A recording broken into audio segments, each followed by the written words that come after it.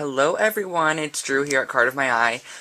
We are going to be starting a new mini album series because I want to do this mini album with you guys as I go using the Basic Gray Hopscotch collection. It's their new Valentine's paper collection. Super adorable papers. Like, look at these papers, you guys. You're going to love them. If you haven't already seen this paper collection, here is just a peek at the paper collection itself. Really awesome, fun colors. It's just really fun and kid-like, so it's going to be a really fun album. So as you can see, it's just a really awesome color palette, and then again, you could probably see the color palette a bit better using that. And we're going to be using this Color Box Scallop chipboard book. These are just $1 chipboard books that you could pick up at Michael's, and I always like to keep my bags because this part of the chipboard book album actually comes up, so you could actually pull out their tab, trace it, and make your own tab and maybe package up something that you want to sell, like some flowers or something. So it's really pretty cool that they have that option. So we're going to be making this chipboard album from start to finish in separate videos. We're going to be doing 2-page spreads in separate videos as we go. So first what we're going to do is I'm just going to pull the ring off of the album. And in this video I'm just going to show you how to cover one piece of the chipboard, and then you are going to cover your pieces of chipboard, or more like I'm going to cover all of them off video, and in the next video we'll be doing the first 2-page spread here. So let's get started. I'm going to show you how to cover a shaped chipboard piece. So I'm going to decide on what paper I want to use on this piece of, or the front of this album. And I'm pretty sure a lot of you guys already know my style when it comes to mini albums. So, and a lot of you guys like my style, so you can follow along. Just go get yourself a basic gray paper pad. I'm not 100% sure. It takes me a while to decide what paper I want to use on the front normally, but I think I'm going to do this one. I really like this one. It has, it's kind of like a crossword puzzle, and it has all the words little highlighted. Super adorable paper. So we're just going to be using this, this sheet here. And what I do is I take my sheet of paper, and I'm not sure if you guys can tell, but this album is just a tiny little bit bigger. And we're going to be doing something in order to fix that. But what you're going to want to do is grab a pen or a pencil. So I just have a pen here with, I like the longer nib ones. This is just from our local dentist or something like that. And I'm not 100% sure how much hangover we're going to have from this, maybe not even any, but you're just going to want to position it on here and where you can get as least hangover as you can, because these albums are a complete 6-inch circle or square. And I completely trace the album piece on.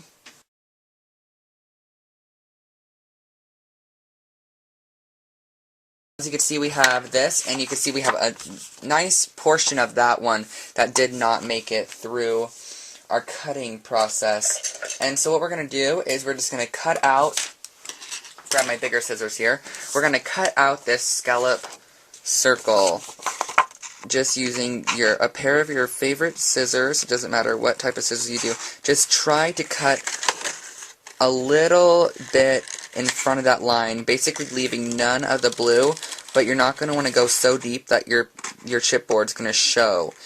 But again, if you do, we're going to be doing a technique that will make your chipboard not show.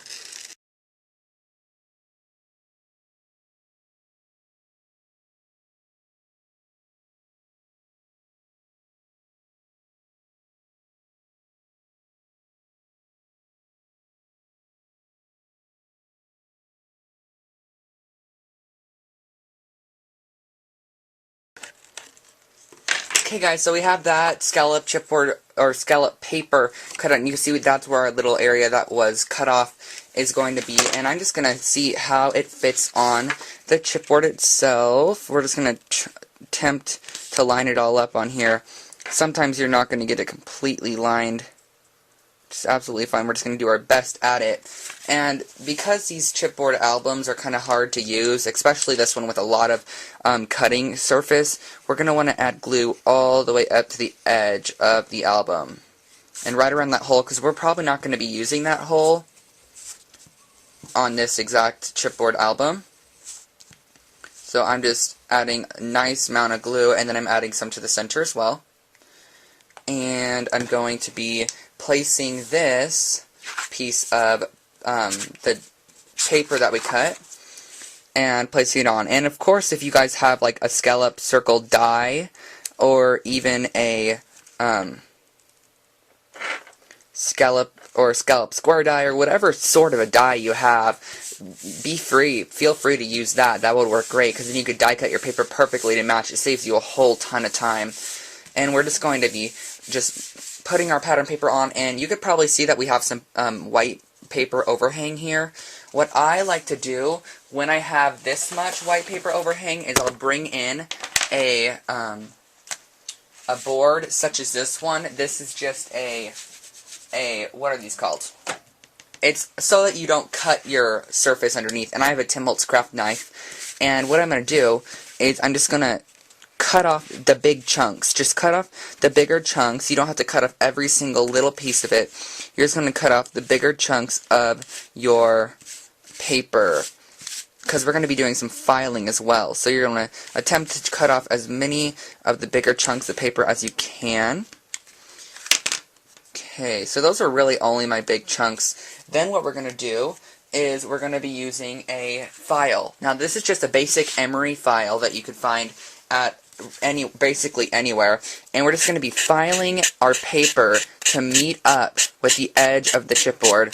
So as you can see, we have a nice clean edge right there now, and you're going to file the opposite side, file around each scallop. So I'm just going to file around all of the scallops, and this is going to take off all of that excess paper that you have, and you're going to want to occasionally flip it over to make sure you got it all. So you can see these two scallops are really clean compared to these two here.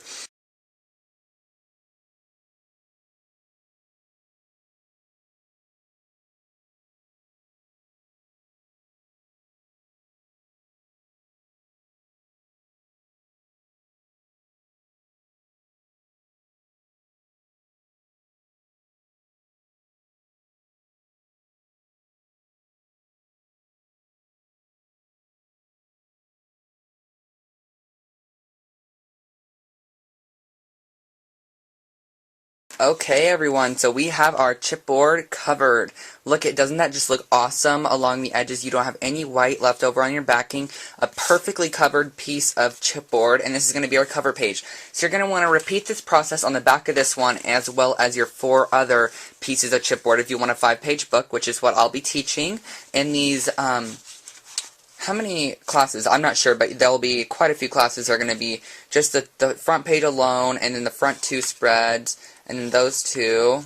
There's 1, 2, 3, 4, 5. There's going to be around 6 videos of this album coming together, so it's just going to be a really fun series, so I hope you follow along, and don't forget to just get yourself a chipboard book, cover it with your favorite pieces of pattern paper, and tune in next video. Bye everyone.